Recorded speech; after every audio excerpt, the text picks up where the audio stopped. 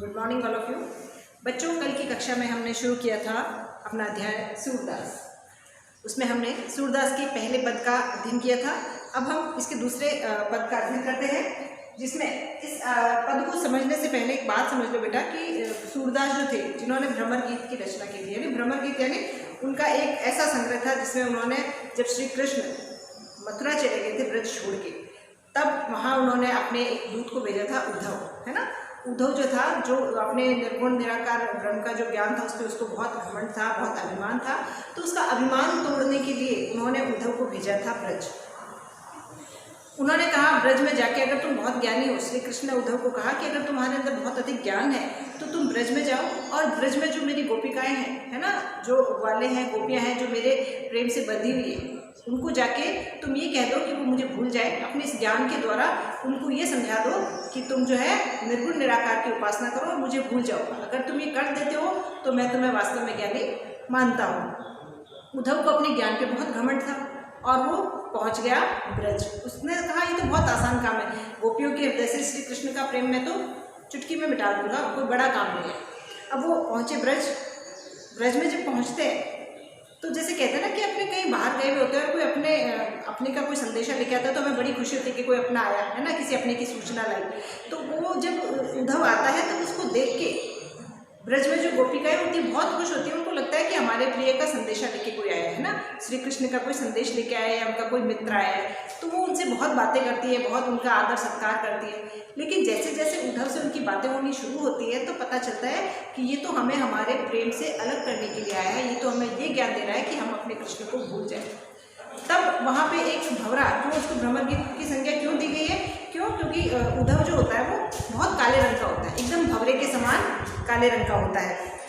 तब उस वहाँ पे उसी समय एक भंवरा मंडराता हुआ आता है ना, बगीचा होता है, वो भंवरा घूम रहा होता है, काले रंग का होता है। तो अब सीधे सीधे तो वो उद्धव से कुछ कह नहीं सकते थे, तो उन्होंने उस भंवरे की ओर इशारा करके, है ना, बार बार हर बात में उस भ्रमर को संबोधित करते हुए उद्धव को सुनाई थी हर बात। तो यहाँ पे जो कह रहे हैं कि मधुकर श्याम हमारे जो,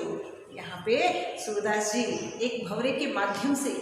उद्धव को ये कहने का प्रयास कर रहे हैं। उद्धव को ये कह रहे हैं कि हे भ्रमर, हे मधुकर, श्याम हमारे जो श्री कृष्ण है, श्याम यानी भगवान श्री कृष्ण, वो हमारे चोर है। चोर यानी उन्होंने हमारा सुख, चैन, नींद सब चुरा लिया है, उन्होंने सब कुछ हमसे हमारा छीन लिया है। तो हे उद्धव या हे मधुकर, श्री कृष्ण हमारे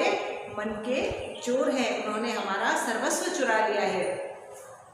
मन हरि लियो तनक चितवन में चंचल नैन की को, और उस श्री कृष्ण ने अपनी मधुर वाणी से मन हरि लियो तनक चितवन में, उस भगवान श्री कृष्ण के बारे में कह रहे हैं कि श्याम श्री कृष्ण ने पहले तो अपनी मीठी मीठी बातों से हमारा मन मोह लिया, है ना, हमें अपनी बातों में उलझा लिया, और उसके बाद अपने तिरछे नैनों के कटाक्ष से हमें प्रभावित कर दिया। यानी ये यहाँ पे सीधी सरल भाषा में अगर समझाऊँ तो गोपियाँ जो है वो उद्धव से ये कह रही है कि हे उद्धव,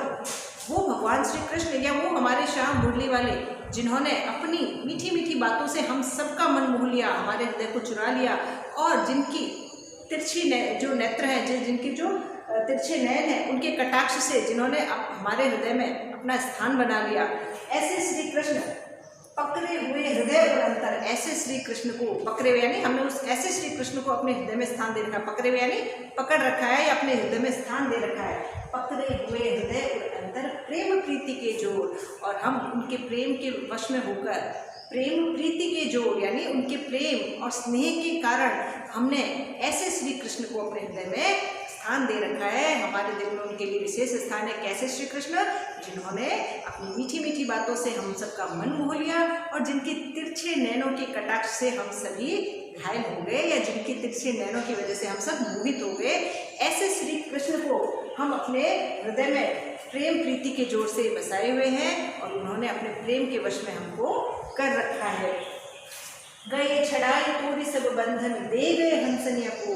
और पहले तो ये सब कर लिया उन्होंने, हमको अपने वश में कर लिया, अपने प्रेम के जाल में फंसा लिया, मीठी मीठी बातों के मुंह में फंसा लिया, हमारा सर्वस्व चुरा लिया, और अब अपना अधीन बना के, यानी अपने वश में हम सभी श्री कृष्ण के वश में हो गए। और ऐसी स्थितियां पैदा करने के बाद अब गए छड़ाए तोरी सब बंधन, और अब जो है वो हम सबको छोड़कर इस बंधन को, इस प्रेम के बंधन को तोड़कर चले गए हैं। दे गए हंसनी अकोल, और अपनी मधुर मुस्कान रिश्वत के रूप में हमारे सामने छोड़ के चले गए। कहने का मतलब है कि यहाँ गोपियाँ कहना चाह रही है कि हे उद्धव, वो श्री कृष्ण